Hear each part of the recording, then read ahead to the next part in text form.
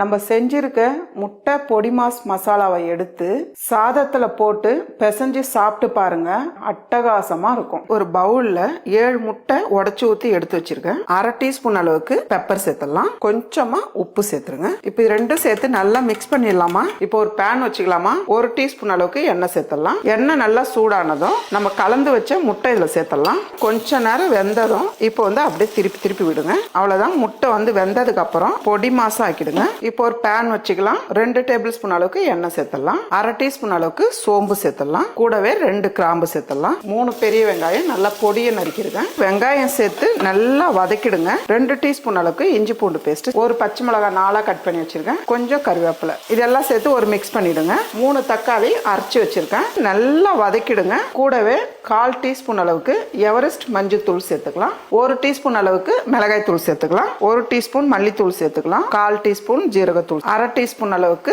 மிளகு தூள் சேர்த்துக்கலாம். 1 டீஸ்பூன் அளவுக்கு உப்பு சேர்த்துடலாம். இதெல்லாம் சேர்த்துட்டு நல்லா மிக்ஸ் பண்ணிடுங்க. 1/4 கப் அளவுக்கு தண்ணி சேர்த்துடலாம். இந்த அளவுக்கு தண்ணி இருந்தா போதும். இப்போ 2ல இருந்து ஒரு 3 நிமிஷம் மூடி வச்சாலே போதும். இப்போ பார்க்கலாம் பாருங்க, எவ்வளவு சூப்பரா இருக்கு பாருங்க. ஒரு 1/2 டீஸ்பூன் அளவுக்கு கரம் மசாலா சேர்த்துக்கலாம். நல்லா கலந்துருங்க. இப்போ நம்ம பொடி பண்ணி வச்சிருக்க முட்டை கூட சேர்த்துடலாம். நல்லா மிக்ஸ் பண்ணிடுங்க. பொடியா நறுக்குன கொத்தமல்லியும் சேர்த்துடலாம். அவ்வளவுதாம்மா. நல்ல ஒரு டிஃபரெண்டான டேஸ்ட்ல முட்டை பொடி மாஸ் கிரேவி ரெடி.